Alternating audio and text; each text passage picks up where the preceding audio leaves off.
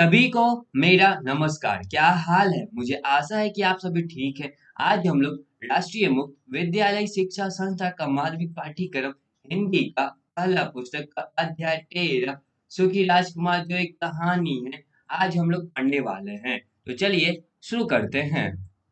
अध्याय 13 सुखी राजकुमार। मानव सभ्यता के विकास क्रम में मनुष्य ने अपने लिए सुख सुविधा का विस्तार किया और समाज में रहना भी सीखा।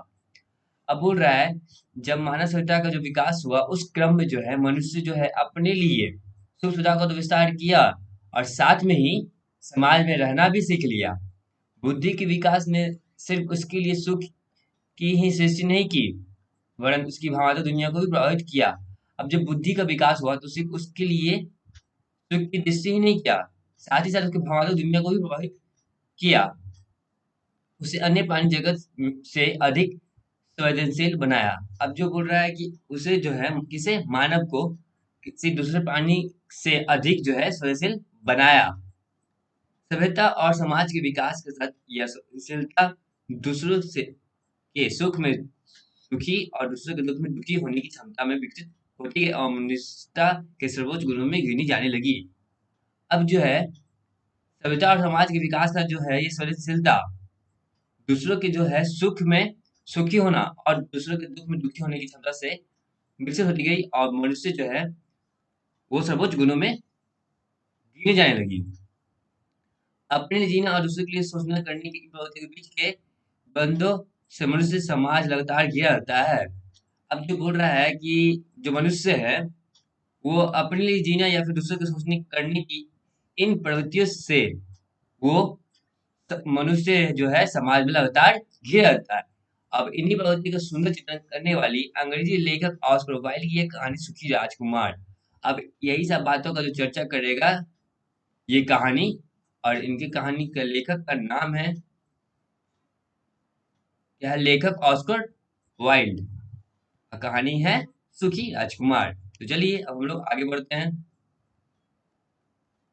मूल पाठ। आइए अब हम ऑस्कर वाइल्ड की कहानी सुखी राजकुमार का ध्यानपूर्वक पाठ करें और उसका आनंद लें। आपकी सुविधा के लिए कठिन शब्दों के अर्थ हास्य पे दिए जा रहे हैं। अब बोल रहा है कि ऑस्कर वाइल्ड की कहानी हम लोग सुखी राजकुमार को ध्यानपूर्वक पढ़े और उसका आनंद लें, और अगर कठिन शब्द आते हैं तो उसका अर्थ जो है हास्य पे दिए जाएंगे। सुखी राजकुमार। नगर में उत्तर की ओर एक ऊंचे से स्तंभ पर सुखी राजकुमार की प्रतिमा स्थापित थी। नगर में जो था ना, उत्तर की ओर एक ऊंचे स्तंभ पर जो सुखी राजकुमार की प्रतिमा थी उस पे स्थापित था। प्रतिमा मतलब मूर्ति। मूर्ति पर हल्का स्वर्ण पत्र मड़ा था। आंखों के स्थान पर दो चमकदार नीलम थे और तलवार की मूठ में एक बड़ा सा लाल जरा था। अब मूर्ति जो है था उसमें हल्का सा स्वर्ण पत्र मढ़ा था उसमें। आंखों के सामने जो था, आंख की जगह पे दो चमकदार नीलम लगाए गए थे और तलवार की मुठ में एक बड़ा सा लाल जड़ा था। लोग उस प्रतिमा के सौंदर्य की बड़ी प्रशंसा करते थे। अब बोल रहा है कि जो लोग थे वो उस प्रतिमा के सौंदर्य यानी खूबसूरती का बहुत ही बड़ी प्रशंसा करते थे। दिन भर उड़ने के बाद एक गौरैया रात को नगर के समीप पहुंची। अब जो बोल रहा है कि दिन भर उड़ने के बाद जो एक गौरैया थी वो रात को जो है नगर के नजदीक आई। मैं ठहरूं कहाँ उसने सोचा। मैं समझ रही थी कि शहर मेरा स्वागत करेगा। अब जो गौरैया बोलती है कि मैं कहाँ रुकूं, और वो सोच रही थी कि मैं समझ रही थी कि शहर जो है मेरा स्वागत करेगा। कौन सोच रही थी? गौरैया सोच रही थी कि जो शहर है उसका स्वागत करेगा। इतने में उसने स्तंभासीन मूर्ति देखी। अब जब वो सोच रही थी तब वो देखती है, ये मूर्ति देख लेती है वो। आह, मैं यहीं ठहरूंगी, यह बहुत अच्छा स्थान है, यहाँ काफी साफ हवा आ रही है। और बोलती है कि हाँ मैं अब यहीं ठहरूंगी, ये बहुत अच्छा स्थान है और यहाँ काफी साफ हवा आ रही है। वह मूर्ति के पैरों के पास उतर पड़ी और जो मूर्ति था उसके पैरों के पास वह उतर पड़ी। उसने चारों ओर देखकर कहा, मेरा शयनागार सोने का है। और वह पंखों में मुंह छिपाकर सोने जा रही थी कि एक पानी की बड़ी सी बूंद तब से उस पर गिर पड़ी। वो उसने चारों ओर देखा, किसने देखा? गौरैया ने। और कहा कि जो मेरा सोने का जगह है वो सोने का है। और पंखों में वो जैसे ही मुंह छिपाकर सोने जा रही थी कि एक पानी का जो बड़ी सी बूंद था तब से उस पर गिर पड़ा। किस पे गिर पड़ा? गौरैया पे। ताज्जुब है उसने कहा आकाश में एक भी बादल नहीं है, तारे साफ चमक रहा है, फिर भी पानी बरस रहा है। अब गौरैया जो थी वो सोच रही थी कि कहा कि आकाश में जो है एक भी बादल नहीं है, तारे भी साफ चमक रहा है, तो फिर पानी कहाँ से बरस रहा है। इतने में दूसरी बूंद गिरी। अब इतना सोच ही रही थी कि तब तक के लिए जो है दूसरा बूंद गिर गया। अब हम लोग आगे बढ़ते हैं। ये रहा हास्य पे कठिन शब्दों का अर्थ। इस प्रतिमा से फायदा क्या अगर यह वर्षा भी नहीं रोक सकती। उसने कहा चलो कोई दूसरा आश्रय स्थान ढूंढे। अब बोल रही थी वो गौरैया कि इस प्रतिमा से क्या फायदा हुआ अगर यह वर्षा भी नहीं रोक सकती है। उसने फिर कहा चलो अब कोई दूसरा रहने का जगह ढूंढते हैं। उसने पंख खोले और तीसरी बूंद गिर पड़ी। अब जैसे ही उसने पंख खोला तो तीसरी बूंद भी गिर पड़ी। उसने ऊपर देखा, राजकुमार की आंखें डबाडब रही थी और उसके सुनहले गाल पर आंसू धुलक रहे थे। उसका चेहरा इतना भोला था कि गौरैया को दया आ गई। अब जब उसने जैसे ही ऊपर देखा तो देखा कि राजकुमार की आंखें जो थी डबाडब रही थी, मतलब आंखों में जो था आंसू आ गई थी और उसके सुनहले गाल पर आंसू ढुलक रहे थे। अब उसके गालों पे जो था आंसू जो था गिर रहा था। उसका चेहरा इतना भुआ था कि गौरैया को दया आ गई। जो उस राजकुमार का जो मूर्ति था उसमें जो उसका चेहरा जो था इतना भुआ था कि गौरैया को उस पर दया आ गई। तुम कौन, उसने पूछा। अब ये गौरैया पूछती है कि तुम कौन हो। उस राजकुमार की मूर्ति से पूछती है गौरैया कि तुम कौन हो। तो उसने पूछ गौरैया ने पूछा। तो राजकुमार जो बोलता है कि मैं सुखी राजकुमार हूँ। बोल राजकुमार बोलता है कि मैं सुखी राजकुमार है। फिर तुम रो क्यों रहे हो। पंख फड़फड़ाकर गौरैया ने कहा तुमने तो मुझे बिल्कुल भिगो दिया है। अब जो गौरैया बोलती है कि फिर तुम क्यों रो रहे हो, मतलब वो कहे ना कि मैं सुखी राजकुमार, इसलिए वो बोली फिर तुम क्यों रो रहे हो। फिर पंख फड़ाते हुए ने ये बात उनसे पूछा था, तुमने तो मुझे बिल्कुल भिगो दिया। अब वो बोलते तुम इतने में बोलती हो तुमने मुझे बिल्कुल भिगो दिया, मतलब भिगा दिया। जब मैं जीवित था, मूर्ति ने उत्तर दिया। अब मूर्ति बोल रहा है जब मैं जीवित था, अब क्या बोलता है आगे हम लोग पढ़ते हैं। और मेरे वक्त में मनुष्य के हृदय धड़कता था, तब मेरे आंसू से परिचित नहीं हुआ था। मैं आनंद महल में रहता था जहाँ दुख को प्रवेश करने की इजाजत नहीं थी।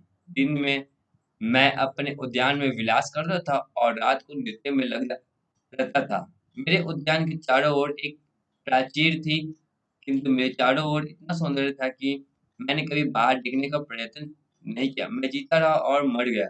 आज जब मैं मर गया हूँ तो उन्होंने मुझे इतने उच्च पर स्थापित कर दिया है कि मैं संसार की सारी क्रूरता और दुख दर्द देख सकता हूँ। मेरे ही नगर में इतना दुख है, यद्यपि मेरा हृदय दस्ते का है, मगर फिर भी फटा जा रहा है।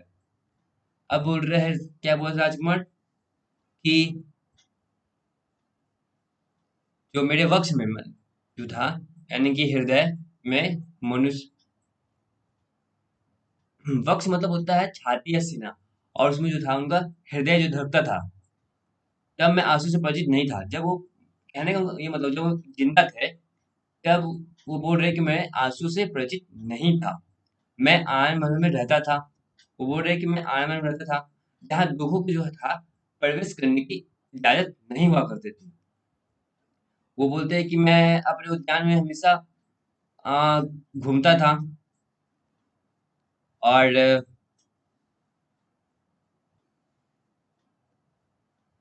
फिर दिन में वो उद्यान में घूमते थे, यानी बगीचा में घूमते रहते थे, और रात में जो थे नृत्य में लगे रहते थे। फिर बोलते हैं कि उनके जो उद्यान के चारों एक प्राचीर थी, मतलब दीवार थी। क्या बोलते हैं वो,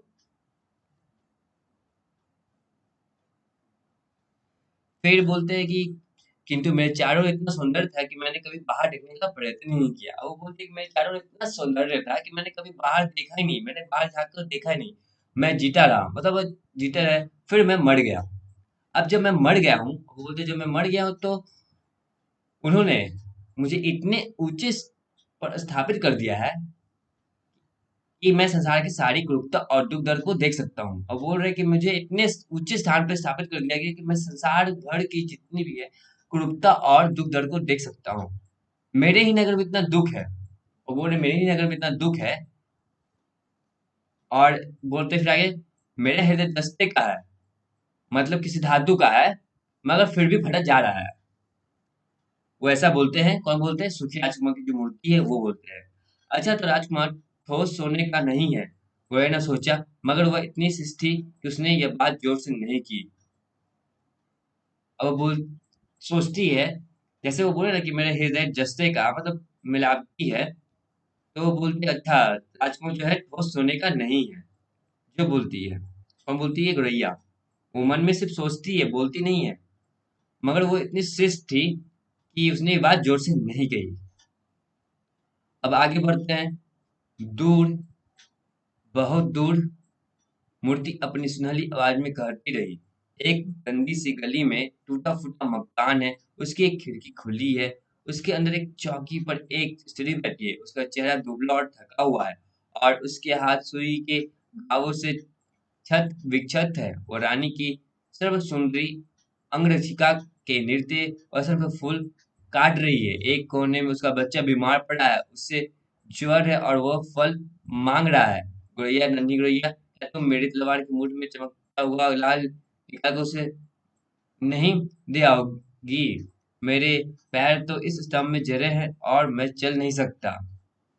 अब राजकुमार बताते हैं कि बहुत दूर जो है, वो अपनी मूर्ति बहुत दूर देखते हुए बोलते हैं, अपनी सुनहली आवाज में मूर्ति कहता है कि एक गंदी सी गली है, जहाँ पे एक टूटा फूटा मकान है, और वहां पे एक खिड़की जो है खुली हुई है, और उसके अंदर जो है एक चौकी पर स्त्री बैठी हुई है, और उसका चेहरा जो है बहुत ही दुबला है और थका हुआ है। उसके हाथ में जो है सुई के घावों से छत विक्षत है। उसका जो हाथ है, सुई के घाव से जो है लहूलुहान और घायल हो रखा है। और रानी की सब सुंदरी अंगरक्षिका के नृत्य वसंत पर फूल काट रही है। और वो बोलते हैं कि जो रानी है, उनकी जो अंगरक्षिका यानी कि शरीर की रक्षा के लिए जो नियुक्त स्त्री होती है, इसको कहते हैं बॉडीगार्ड भी कह सकते हैं। उनके लिए वो जो है, उनकी जो ड्रेस होता है ना, उस पे वो फूल काट रही है। एक कोने में उसका बच्चा बीमार ही पड़ा हुआ। अब बोलते हैं कि उसका जो बच्चा है एक कोने में बीमार पड़ा और उसे बुखार है, और फल की मांग कर रहा है। अब जो बोलते हैं कि तुम गुरैया, नंदी गुरैया, क्या तुम मेरी तलवार की मूठ में जो जगमगाता हुआ जो लाल है, उसे निकाल कर तुम उसे दे आओगी? और बोलते हैं मेरे पैर तो स्तंभ में जड़े हैं और मैं चल भी नहीं सकता। फिर आगे है, दक्षिण देश में लोग मेरी प्रतीक्षा कर रहे हैं। वे नील नदी पर उड़ रहे होंगे और कमल की फूल से वार्तालाप करने के बाद राजाओं के मकबरों में सोते होंगे। राजा रंगीन ताबूत में सो रहा होगा, वह पीले वस्त्र में लिपटा होगा और मसालों से उसका अंग लेपन किया गया होगा। उसकी गर्दन में पुखराज का हार होगा, उसके हाथ सूखी पत्ती की तरह होगा। गुरैया ने कहा। अब जो है गौरैया बोलती है कि दक्षिण देश में लोग जो है उसकी प्रतीक्षा कर रहे होंगे, इंतजार कर रहे हैं, और बोल रहे हैं कि वो नील नदी पर उड़ रहे होंगे। कौन उड़ रहे होंगे नील नदी पे? गौरैया के साथी लोग। और कमल के फूल से वो लोग बातें कर रहे होंगे। उसके बाद राजा की जो है मकबरों में सो रहे होंगे। राजा जो है रंगीन ताबूत में सो रहा होगा, वो पीले बस में लिपटे होगा, और मसालों की उसका अंग लेपन किया गया होगा। अब उसकी गर्दन में पुखराज का हार होगा, अ, जो कि पीले रंग की जो फूल होती है, माफ करना, फूल नहीं, पीले रंग की कीमती पत्थर होती है, और उसके हाथ सूखी पत्ती की तरह होंगे। ये बात जो है गौरैया कहती है। गौरैया, गौरैया, सिर्फ आज रात को तुम मेरा काम कर दो, बच्चा प्यासा है, उदास भी है। अब सुखी आत्मा फिर बोलते हैं, गौरैया, सिर्फ मेरा आज भर तुम मेरा काम कर दो, रात भर में, बच्चा प्यासा भी है और उदास भी है। ओह, मुझे बच्चों से जरा भी स्नेह नहीं। गौरैया ने कहा, पिछले बसंत में दो बच्चे हो जाकर मुझे ढेले मारा करते थे, यद्यपि मुझे चोट नहीं लगी, मैं बहुत तेज उड़ती हूँ, किंतु यह बड़ी ही अपमानजनक बात है। अब जो है गौरैया बोलती है, मुझे बच्चों से जरा भी स्नेह नहीं, मतलब प्यार नहीं है। और कहती है कि जो पिछले बसंत की बात है, 2 बच्चे जो थे रोज़ आकर उसे ढेला मारते थे, और कह रही है कि वो चोट तो नहीं लगी क्योंकि मैं बहुत तेज़ उड़ती हूँ, किंतु ये बहुत ही बड़ी अपमानजनक बात थी उसके लिए। मगर राजकुमार इतना उदास था कि गौरैया को दया आ गई। लेकिन राजकुमार इतना उदास था कि गौरैया को जो है उस पे दया आती है। यहाँ बहुत सर्दी पड़ने लगी, लेकिन कोई बात नहीं, मैं आज तुम्हारा काम कर दूँगी। अब गौरैया कहती है, यहाँ बहुत सर्दी पड़ रही है, लेकिन कोई बात नहीं, मैं तुम्हारा आज काम कर दूँगी। धन्यवाद नन्ही गुरैया, राजकुमार ने कहा। अब राजकुमार जी बोलते हैं, धन्यवाद गुरैया तुम्हारा।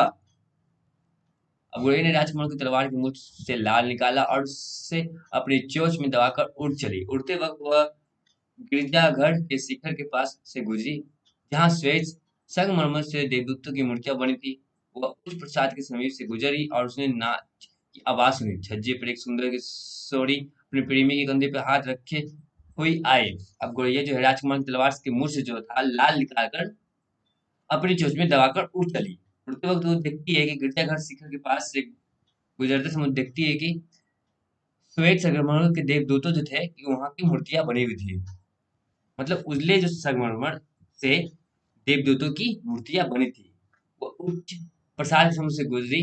अब जो है वो उच्च प्रसाद के नजदीक से भी गुजरी। उसने नाद की आवाज भी सुनी। छज्जे पे एक सुंदर किशोरी था जो अपने प्रेमी के कंधे पे हाथ रखे हुए आई थी। आह! तारे कितने सुंदर है, प्रेम की शक्ति भी कितनी अद्भुत है। उसने भवोन्मेष में कहा, मैं समझती हूँ कि अभिनेत्री के लिए मेरे बस तैयार हो जाएंगे। मैंने उन पर फूल कुर्बानी की आगे दी, मगर ये लोग देर कितनी लगाते हैं। अब बोल रही है कि तारे जो कितने सुंदर है, और बोलती है फिर कि प्रेम की शक्ति भी कितनी अद्भुत है। उसने भावों का को उदय करते हुए बोला और बोलती कि मैं समझती हूँ। वो बोली कि मैं समझती हूँ कि अगले नृत्य तक जो मेरा वश जो है तैयार हो जाएगा। मैं उन्हें उन पर फूल कुर्बानी की आज्ञा दे रखी है, मगर ये लोग कितनी देर लगाते हैं। अभी मेरे ख्याल से जो बोल रही है, ये यही सुंदर किशोरी बोल रही होगी, और वो उस औरत की बात कर रही है जिसका बच्चा बीमार है। वह नदी पर से गुजरी और जहाज के शिखरों पर लटकते हुए आकाशदीप देखे। अंत में वह उस टूटे-फूटे मकान के समीप पहुंची और भीतर झांका। बच्चा बुखार के कारण बिस्तर पर तड़प रहा था। वह फुदफुदा कर भीतर पहुंची और उसने उस स्त्री के पास की मेज पर लाल रख दिया। माँ थक कर सो गई थी। वह बच्चे के सिरहाने उड़कर पंखों से हवा करने लगी। और बोल रही है कि जो गौरैया थी वो नदी से गुजरी और जहाज के शिखरों पर लटकते हुए आकाशदीप देखी। अंत में वो उस टूटे-फूटे मकान से पहुंची और भीतर झाँका। बच्चा जो था बुखार के कारण जो था बिस्तर पर तड़प रहा था, और वह फुड़फुड़ाकर मतलब जो गौरैया थी फुड़फुड़ाकर भीतर चली गई और उस स्त्री के पास मेज पर जो दाल था वो रख दी, और माँ थक कर जो थी वो सो गई थी। और बच्चे के सिरहाने उड़कर पंखों से हवा करने लगी। अब जो गौरैया है जो अपने पंख से बच्चे को हवा देने लगी। आह! कैसा अच्छा लग रहा है। बच्चे ने कहा, अब शायद मैं अच्छा हो रहा हूँ। वह सो गया। अब बोलता है बच्चा कि बहुत अच्छा लग रहा है, और बोल रहा है कि अब मैं शायद ठीक होने वाला हूँ, और वो सो जाता है फिर। गुड़िया उड़कर राजकुमार के पास वापस आ गई और उसने उसे सब हाल बताकर कहा, आश्चर्य है, यद्यपि इतनी ठंडक है लेकिन मुझे जरा भी ठंड नहीं लग रही है। अब गुड़िया जो है उड़ के जाती है राजकुमार के पास और बोलती है कि वो वहाँ पे बात सब बताती है उसे, और बोलती है फिर कि इतनी ठंड है लेकिन फिर भी मुझे जरा भी ठंड नहीं लग रही है, इसलिए कि तुमने आज एक भलाई की है। राजकुमार ने कहा। अब राजकुमार बोलते हैं कि तुमको इसलिए ठंड लग रही है क्योंकि तुमने एक भलाई का काम किया है। गुड़ैया सोचने लगी और सो गई। सोचने में उसे सदा झपकी आ जाती थी। अब जो गुड़ैया है सोचने लगी और सो गई क्योंकि उसे सोचने समय उसे झपकी आ जाती थी, इसलिए वो सो जाती थी। जब दिन उगा तो वह नदी में गई और नहाई। जब दिन उगा यानी कल हुआ सवेरा हुआ तो वो नदी गई और नहाई। अच्छा, आज रात में को मैं मिस दिस जाऊंगी, उसने सोचा। वहां आज उमंग से भरी थी। उसने शहर की सभी इमारतें घूम डाली और वह गिरजाघर के शिखर पर बहुत देर तक बैठी रही। अब वो बोली कि आज जो है मैं रात को मिस दिस जाऊंगी, और वो फिर उमंग से भर गई और शहर की सभी इमारतें घूम डाली और फिर गिरजाघर के शिखर पर जाके बहुत देर तक बैठी रही। कौन? गुरैया। जब चांद उगा तो वह राजकुमार के पास गई और बोली, तुम्हें मिस्र में किसी से कुछ कहलाना है तो नहीं? तो नहीं है, मैं अभी अभी जाने के लिए तैयार हूँ। अब जब चांद निकला तो राजकुमार के पास वापस गई गौरैया और बोली कि तुम्हें मिस्र में किसी को कुछ खिलाना है, मैं अभी जाने के लिए तैयार हूँ। गौरैया गौरैया नन्ही गौरैया, क्या तुम आज रात को और नहीं ठहर सकती? मूर्ति ने कहा, शहर में दूर एक सिली हुई कोठरी में मुझे एक तरुण कलाकार दिख रहा है। वह अपनी कागजों से लदी मेज पर झुका है और उसके बगल में एक पात्र में सूखे हुए फूल लगे हैं। उसके बाल भूरे और सुनहले हैं, उसके ओठ अनार के फूल की तरह लाल है, उसकी आंखें बड़ी सपनीली है। वह रंगमंच के लिए नया नाटक लिख रहा है, मगर ठंड के कारण उसकी उंगलियां नहीं जल रही है। अंगीठी में एक भी कोया नहीं है और भूख से उसकी आंखें के सपने टूट रहे हैं। अब जो है, इतना जब कहती है कि मैं जाने के तैयार हूँ, गौरैया बोलती है, तो राजकुमार से बोलते हैं कि गौरैया गौरैया, जो तुम आज भर नहीं रुक सकती हो, क्योंकि मूर्ति जो कहता है कि शहर में एक सिली हुई कोठरी देखता है। जो सुखी राजकुमार की मूर्ति है वो उस शहर में दिखता है बहुत दूर, एक सिली हुई कोठरी, जहाँ एक तरुण कलाकार दिख रहा होता है। मतलब तरुण मतलब होता है नौजवान। वो अपनी कागज की लद्दी मेज पर झुका है और उसके बगल में जो था एक पात रखा जिसमें सूखे फूल लगे हुआ, और उसके जो बाल है भूरे हैं, सुनहले हैं। उसके ओठ जो थे अनार के फूल की तरह लाल थी और उसकी आंखें बड़ी सपनीली थी, मतलब सपना देखने वाली। वो रंगमंच के लिए जो था नया नाटक लिख रहा था, मगर ठंड के कारण उसकी उंगलियां नहीं चल रही है। अंगीठी में जो था एक भी कोला नहीं था और उससे भूख भी लगी हुई थी, जिसके कारण उसके सब आंखों के सपने जो थे टूट रहे थे। किसके? जो दूर कोठरी में बैठा हुआ, जो नए रंगमंच के लिए नाटक लिख रहा था, उसके वो। अब आगे बढ़ते हैं। मिस्त्री में सब मेरी प्रतीक्षा कर रहे होंगे।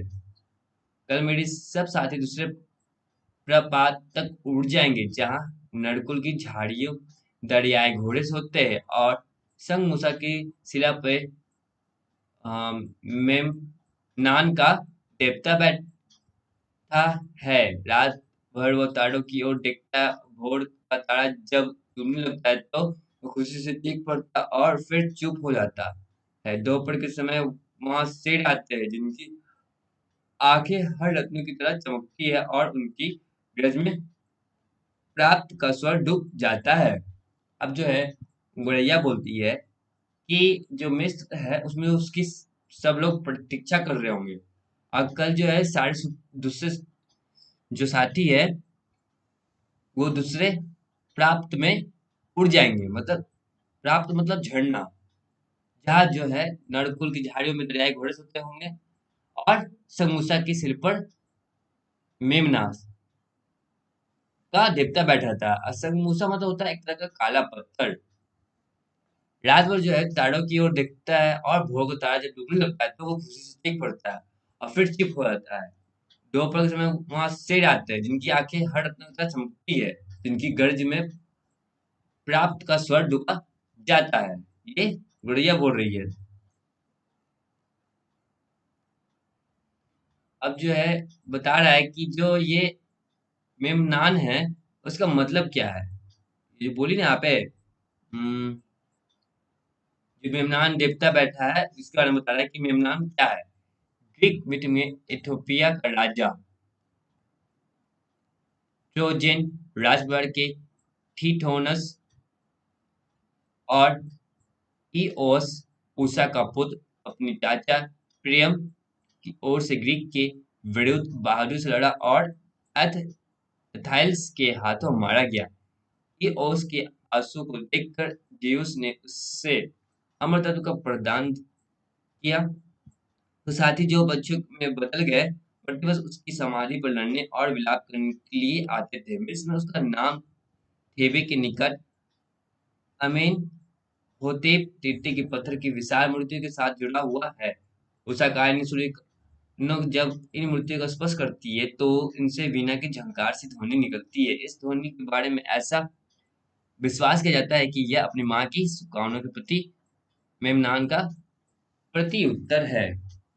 अब जो बोल रहा है कि क्या है वो मेमनान, ये बोल रहे हैं कि ग्रीक मिथक में इथोपिया का जो था राजा था।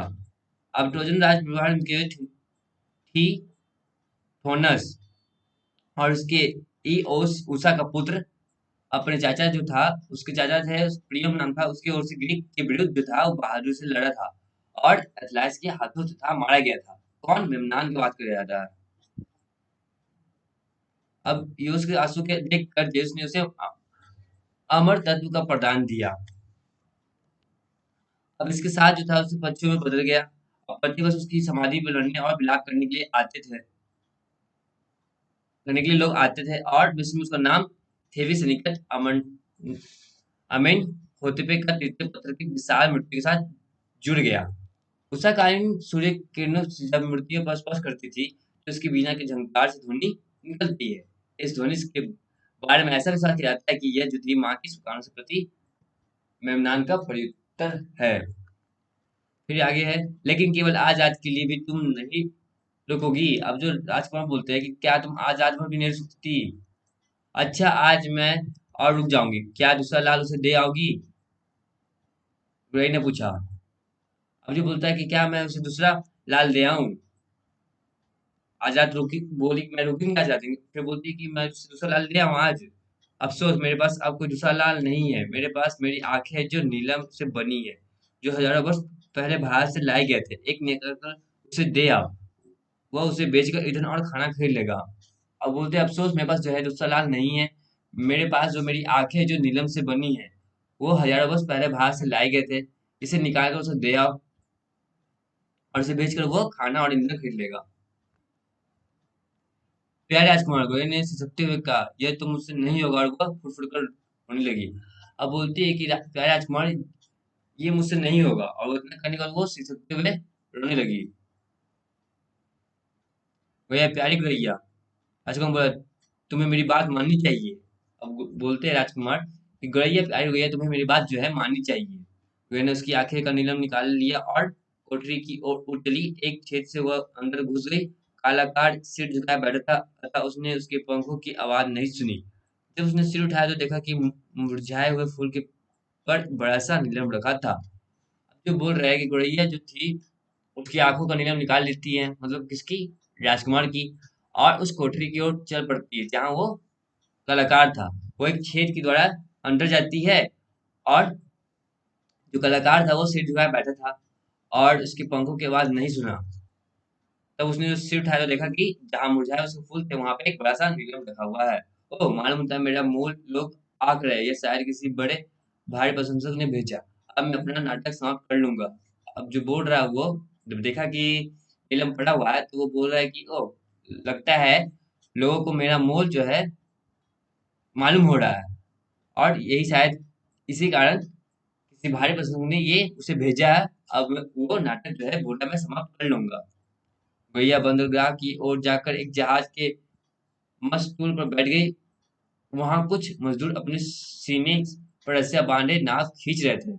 जो गैया है बंदरगाह की ओर जाती है, जहां जो है जहाज जो था ये मुस्तफा पे बैठ जाती है। वहां जो कुछ मजदूर थे ना, अपने सीने पर रस्सियां के बांधे नाव को खींच रहे थे। जब चांद उगा तो वो राजकुमार के पास आकर बोली, मैं तुमसे विदा मांगने आई हूँ। अब चांद उगता है तो बोलती है राजकुमार के पास आकर कि मैं तुमसे विदा मांगने आई हूँ। फिर राजकुमार क्या बोलते, गौरैया प्यारे गौरैया, क्या आज रात को और नहीं ठहरोगी? अब राजकुमार बोलते हैं कि आज रात को और नहीं ठहरोगी तुम? देखो अब गाढ़ा पड़ने लगा है। मिस्र में हरे भरे खजूर के कुंजों पर गर्म धूप छाई होगी। मेरे साथी एक पुराने मंदिर में घोंसले बना रहे होंगे। प्यारे राजकुमार, मैं जा रही हूँ, मगर मैं तुम्हें भूल नहीं सकती। अगले वसंत में जब मैं लौटूंगी और तुम्हारे लिए एक लाल और एक नीलम लेती आऊंगी। अब वो बोल रहे हैं, कौन बोल रही है गौरैया? देखो राजकुमार, अब जो है जाड़ा पड़ने लगा है और जो है मिस्र में हरे भरे खजूर के कुंजों पर गर्म धूप छाई होगी। मेरे साथी जो है एक पुराने मंदिर में घोंसला बना रहे होंगे। और प्यारे राजकुमार, मैं जा रही हूँ, मगर तुम्हें भूल नहीं सकती मैं। अगले बसंत जब मैं लौटूंगी तो बोली कि जब मैं अगले बसंत लौटूंगी तुम्हारे लिए एक लाल और एक नीलम लेती आऊंगी। नीचे गली में राजकुमार ने एक लड़की खड़ी है, उसका सौदा नाली में गिर गया, वह रो रही है। यदि वह खाली हाथ घर जाएगी तो उसका पिता उसे मारेगा। उसके पैरों में जूता नहीं है, उसका सिर नंगा है। मेरी दूसरी आंखें निकाल कर उसे दे दो तो वो मार से बच जाएगी। वो बोल रहे हैं राजकुमार, तब तक वो बोल ही रही थी, तब तक राजकुमार बोले कि नीचे गली में एक लड़की खड़ी है, उसका जो सौदा है मतलब सामान है वो नाली में गिर गया है और वो रो रही है। यदि वो खाली हाथ घर जाती है तो उसका जो पिता उसे मारेगा। उसके पैर में जूता भी नहीं है और उसका सिर जो नंगा है। और मेरे फिर बोलते हैं मेरी जो दूसरी आंख निकाल के उसे दे दो तो वो मार खाने से बच जाएगी। कहो तो मैं आज रात भर और रुक जाओ, मगर मैं तुम्हारी आंखें नहीं निकालूंगी, फिर तुम बिल्कुल ही अंधे हो जाओगे। और बोलती है, तो कहो तो मैं आज रात भर और रुक जाती हूँ, लेकिन मैं तुम्हारी आंखें नहीं निकालूंगी, क्योंकि तुम बिल्कुल भी तुम्हें दिखाई नहीं देगा और तुम अंधे हो जाओगे। गौरैया, प्यारी गौरैया, राजकुमार ने कहा, मैं जो कुछ कहता हूँ उसे करो। फिर बोलता है राजकुमार कि गौरैया, प्यारी गौरैया, राजकुमार ने कहते हैं और कहते हैं, मैं जो कुछ कह रहा हूँ तुम उसे करो। उसने उसकी आंखें निकाल ली और रोती हुई लड़की के हाथ में वो नीलम रख दिया। वह कैसा रंगीन कांच है, लड़की ने कहा और हंसकर घर की ओर भागी। जो है फिर उसने तुरंत भर में उसकी आंखें निकाली और उस लड़की के हाथ में उस नीलम को रख दिया। वो कहती है लड़की, ये कैसा रंगीन कांच है, और लड़की ने कहा, उसका फिर घर की ओर भाग गई। गुड़ैया वापस आई। अब जो गुड़ैया जो है उसको देख कर वापस आती है। अब तुम अंधे हो, उसने कहा, इसलिए मैं हमेशा तुम्हारे साथ रहूंगी। अब जो है गुड़ैया बोलती है कि अब तुम अंधे हो गए हो, इसलिए हमेशा मैं तुम्हारे साथ रहूंगी। नहीं नहीं गुड़ैया, अब तुम मिस देश को जाओ।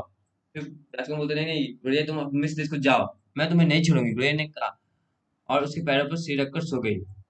और गुड़िया बोलती है कि मैं तुम्हें नहीं छोड़ूंगी, और उसके पैरों पे सिर रख के सो जाती है। अगले दिन दोपहर राजकुमार के कंधों पर बैठकर भांति भांति की कहानियां सुनाने लगी। लाल घोड़ा की कहानी, जो नील नदी के किनारे उतार में खड़े रहते हैं और मौका पाते ही झपट कर सुनहली मछलियों का चोंच में दबाकर उड़ जाते हैं। फिर कस की मूर्ति की कहानी, जो रेगिस्तान में रहती है और सर्वज्ञ है। चंद्रमा की घाटियों के राजकुमार की कहानी, जो बड़े से सभागार से पूजा करता है। उस हरे सांप की कहानी, जो डाली में लिपटा रहता है और 20 पुरोहित उसे दूध पिलाते हैं। अब जो बोल रहा है कि अगले दिन जो था, राजकुमार के कंधे पे बैठ जाती गौरैया और बहुत सारी कहानी सुनाने लगती है। बोलती है सबसे पहले कि एक लाल बगुला की कहानी सुनाती है कि नील नदी में जाता है और किनारे कतार में जो है वो खड़ा होता है, और मौका पाते ही झपट के जो था सुनहली मछलियों को चोंच में दबाकर जो है उड़ लगता है। फिर एक कहानी सुनाती है कि फिंगस की मूर्ति जो है जो रेगिस्तान में रहती है और वो सर्वज्ञ है, मतलब हमेशा वहां पे रहेगी। और चंद्रमा की घाटी के राजा की भी कहानी सुनाती है, जो बड़े से सभाघर में संगमरमर की पूजा करता है, और उसे हर सांप की भी कहानी सुनाई, जो ताली से लिपटा रहता है और जिस पुरोहित जो है उसे दूध पिलाता है। प्यारी गुड़िया, तुमने मुझे इतनी आश्चर्यजनक वस्तु बताई, लेकिन इनसे भी ज्यादा आश्चर्यजनक है मनुष्य का दुख दर्द। दुख से बड़ा कोई रहस्य नहीं। जाओ मेरे नगर को देख कर आओ और बताओ कि वहाँ क्या हो रहा है। फिर बोलते हैं राजकुमार की, प्यारे गुड़िया, तुमने तो मुझे इतनी आश्चर्यजनक वस्तु बताई, लेकिन इनसे भी ज्यादा आश्चर्यजनक बात यह है कि मनुष्य का दुख दर्द। दुख से बड़ा कोई रहस्य नहीं है। जाओ मेरे नगर को देख के बताओ कि वहाँ क्या हो रहा है। वही शहर पर उड़ने लगी। अमीर अपने महलों में रंगोलियां बना रहे थे और गरीब हाथ फैलाए भीख मांग रहे थे। वहां अंधेरी गलियों पर से उड़ी और उसने देखा कि भूखे बच्चे जर्द चेहरे लटकाए हुए सुनी निगाहों से देख रहे हैं। एक पुलिया के नीचे दो बच्चे सुखले हुए बैठे हैं। भागो यहाँ से, चौकीदार बोला, और वो ब्यास में भीगते हुए चले गए। अब जो गौरैया जो है शहर पर उड़ने लगी और देखा कि अमीर जो थे अपने महल में रंगोलियां बना रहे थे, और जो गरीब जो थे वो हाथ फैलाकर भीख मांग रहे थे। और अंधेरे गलियों में जो देखा कि जो भूखे बच्चे थे जर्द चेहरे लटकाए हुए सुनी निगाहों से देख रहे थे, और पुलिया के नीचे जो थे दो बच्चे जो थे सुखले बैठे थे। और वहां से चौकीदार बोलता, भागो यहाँ से, और बच्चे जो है भाग जाते हैं बारिश में भीगते हुए। फिर है वो वापस आ गई और उसने राजकुमार को ये सब बताया। अब जो वापस आके राजकुमार के पास ये सारी कहानियां उसे बताती है। मैं सोने में मढ़ा हूँ, राजकुमार बोला, इसमें स्वर्ण पत्र निकालकर मेरी निर्धन पत्ता में बांट दो। अब बोलते हैं कि मैं सोने से बना हूँ, राजकुमार बोलते हैं, और इस स्वर्ण पत्र को निकालो और मेरी निर्धन प्रजा में बांट दो, मतलब मेरे गरीब पढ़ने वालों को दे दो। फिर एक रोइया एक के बाद एक स्वर्ण पत्र निकालकर बांटती रही। अंत में राजकुमार बिल्कुल मटमैला और मनुष्य दिखने लगा, लेकिन बच्चे के चेहरे पर गुलाबी किरणें झलक आई। अब जो है गौरैया जो है एक के बाद एक स्वर्ण पत्र जो है निकाल कर बांट दी, और अंत में जो राजकुमार था बिल्कुल मटमैला और मनुष्य दिखने लगा, लेकिन बच्चों के चेहरे पर था गुलाबी किरणें झलक आई थी। और वे गलियों में खेलने लगे। अब जो है गलियों में बच्चे लोग खेलने लगे। उसके बाद ओले गिरे और फिर पाला पड़ने लगा। सड़कें चमकदार बर्फ से ढककर चांदी की मालूम होने लगी। छज्जों से बड़े बड़े बर्फ के टुकड़े लटकने लगे। सभी फड़ के ओवरकोट पहनकर निकलने लगे। अब जो है अब जो है गोली गिरने लगा, फिर पाला पड़ने लगा। सड़क जो था चमकदार बर्फ से ढक गया और चांदी की मालूम होने लगा। छज्जों पे बड़े बड़े बर्फ के टुकड़े लटकने लगा और सभी लोग जो थे फड़ के ओवरकोट पहनकर निकलने लगे। बेचारी नन्ही गुड़िया ठंड से अकड़ने लगी। अब जो नन्ही गुड़िया थी वो ठंड के मारे अकड़ने लगी, लेकिन वो उसे इतना प्यार करती थी कि उसे वह छोड़ नहीं सकती थी। अब जो बोल रहा है कि राजकुमार से वो इतना प्यार करने लगी कि वो उसे छोड़ना नहीं चाहती थी। अंत में उसे लगा कि अब उसके दिन करीब है।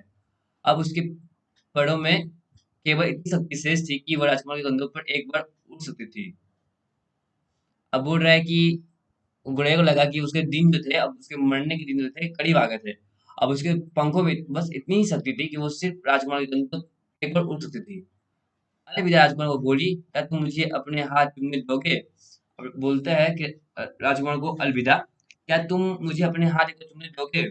ओह बड़ी खुशी हुई सुनकर कि आखिर तुम अब मेरे देश जाने के लिए तैयार हो। और राजकुमार बोलते हैं, अब बड़ी खुशी हुई सुनकर कि आखिर तुम अब मिस देश जाने के लिए तैयार हो। मिस नहीं, मैं मृत्यु के देश जाने की तैयारी कर रही हूँ।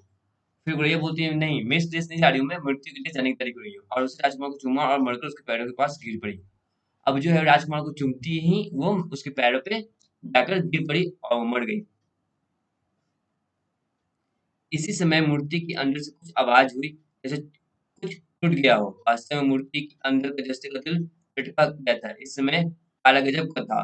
और उसी समय जो था मूर्ति के अंदर से कुछ आवाज आती है, जैसे कुछ टूट गया हो। जो वास्तव में क्या था, मूर्ति के अंदर जो जस्ते का दिल था वो लटक गया था। और उस समय काला गजब का था।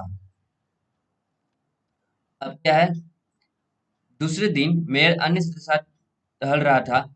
जब वे वहां से गुजरे तो मेयर ने उसकी ओर देखा और कहा, कितनी भद्दी लग रही है प्रतिमा। अब ये दूसरे दिन जो था मेयर जो था वो दूसरे सदस्यों के साथ वो टहल रहा था। वो वहां से गुजरा तो मेयर बोलता है कि कितनी भद्दी लग रही है प्रतिमा। कितनी भद्दी है, सदस्य ने कहा, जो हमसे मेयर की हाँ में हाँ मिलाते थे। अब बोलता है, जो सदस्य थे वो बोलता है हाँ कितनी भद्दी है। और जो वो हमेशा जो थे मेयर के हाँ में हाँ मिलाते थे। उसी दीवार से लाल गिर गया, उसकी आंखें गायब है और उसका सोना उतर गया। तो बिल्कुल पत्थर का भिखारी मालूम देता है। अब वो जो मेयर फिर बोलता है, उसकी तलवार से लाल गिर गया है, उसकी आंखें गायब भी है, तो सोने भी उतर गया है, ये तो बिल्कुल पत्थर का भिखारी मालूम देता है। बिल्कुल बिल्कुल पत्थर का भिखारी, सदस्य ने कहा। अब जो सदस्य जो थे वो तो मेयर के हमेशा हाथ में हाँ मिलाते थे, तो फिर वो बोलता है हाँ हाँ बिल्कुल बिल्कुल पत्थर का भिखारी ही ये है। लो उसके पैरों पर एक चिड़िया भी मरी पड़ी है। अब बोलता है लो एक उसकी उसकी पैरों के पास एक चिड़िया भी मरी। किसके पैरों के पास? सुखी राजकुमार के पैरों के पास। जो मेयर करता है, कल घोषणा करवा दो कि ये चिड़िया न मरने पाए। अब बोलता है कि कल घोषणा करवा दो कि जो चिड़िया है नहीं मरने पाए। सदस्य ने फौरन नोट कर लिया और उसके बाद उन्होंने मूर्ति हटा ली। अब जो सदस्य जो थे वो फौरन उस बातों को नोट कर लिया कि यहाँ से कल कोई चिड़िया नहीं मरने पाई, इसलिए वो बातों को नोट कर लिया और उसके बाद जो है मूर्ति भी वहां से हटा ली। क्योंकि अब वह सुंदर नहीं था, नहीं अथा उसका कोई उपयोग नहीं। नगर के एक सुप्रसिद्ध कलाविज्ञ ने कहा। अब बोल रहे हैं कि वो सुंदर नहीं रह गया है तो उसके लिए अब उसका कोई उपयोग नहीं है। नगर के एक सुप्रसिद्ध कलाविज्ञ ने ये बात कही। उसके बाद उन्होंने मूर्ति भट्टी में लगाई और कॉर्पोरेशन की बैठक में प्रश्न उठा कि इसका क्या किया जाए। अब जो उसकी मूर्ति था वो भट्टी में गिराई गई और कॉर्पोरेशन की बैठक में यह प्रश्न उठाया गया कि उसे अब क्या किया जाए। यहाँ पर एक दूसरी मूर्ति होनी चाहिए। मेयर ने कहा, मैं समझता हूँ मेरी मूर्ति ठीक रहेगी। अब बोल रहा है कि यहाँ पे दूसरी मूर्ति होनी चाहिए। अब मेयर जो था वो करता है और वो किसकी मूर्ति होनी चाहिए? मेयर की खुद की मूर्ति होनी चाहिए। नहीं, मैं समझता हूँ मेरी, हर एक सदस्य ने कहा और कोई बराबर झुकते रहे। अब जो बोल रहा है कि दूसरे लोग बोलते हैं कि नहीं यहाँ पे मेरी होनी चाहिए, यहाँ पे मेरी होनी चाहिए, इस तरह से लोग आपस में लड़ने झगड़ने लगे। लोहा गलाने के कारखाने में मिस्त्री ने कहा, कैसा अचरज है, ये टूटा हुआ जस्ते का दिल भट्टी में पिघल ही नहीं रहा है। अब लोहा जो गलाने वाला जो था कारखाने का मिस्त्री, वो बोलता है कैसा अचरज वाली बात है, ये जो टूटा हुआ जस्ते का जो दिल है भट्टी में पिघल नहीं रहा है। उसने एक कूड़े खाने में उसे फेंक दिया, वहां एक लाश भी पड़ी थी। अब जो है उसे कूड़े खाने में से फेंक दिया, किसको? सुखी राजकुमार के दिल को। और जहां गौरैया की लाश भी पड़ी थी। ईश्वर ने अपने देवदूतों से कहा, मेरे लिए नगर के दो सबसे मूल्यवान वस्तु ले आओ। अब जो है ईश्वर जो है भगवान जो है वो अपने देवदूतों से कहते हैं कि मेरी जो है नगर की दो सबसे मूल्यवान वस्तु ले आओ। अब देवदूत वो जस्ते का दिल और गौरैया का लाश ले आए। अब जो देवदूत है वो जस्ते का दिल और गौरैया का जो था लाश लेके चले गए भगवान के पास। ठीक, बिल्कुल ठीक। ईश्वर ने कहा, मेरे स्वर्ग के डालों पर ये गौरैया सदा चहकेगा और मेरे ऊपर में राजकुमार सदा विहार करेगा। अब बोलते हैं भगवान जी कि ठीक है, बिल्कुल ठीक है ईश्वर, ये दोनों है मेरे स्वर्ग की डाल पे जो है गौरैया सदा चहकेगी और मेरे उपवन यानी मेरे बगीचे में राजकुमार सदा विहार करेगा। अब इस तरह जो है कहानी समाप्त हो चुका है।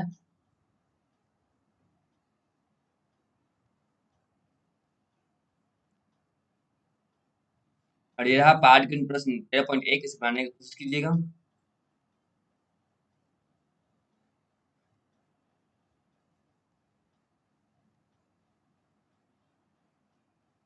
ये रहा पाठ के प्रश्न 13.2।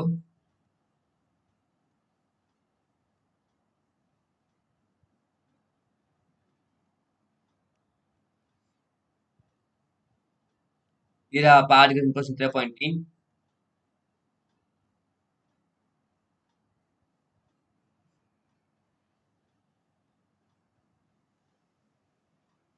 ये रहा प्रधान प्रश्न और यहाँ पे उत्तर मान दिया गया है। सारे प्रश्नों का पहले खुद से बनाने का प्रयास करें, उसके बाद उत्तरमाला का सहायता लें। तब तक के लिए आप सभी का धन्यवाद।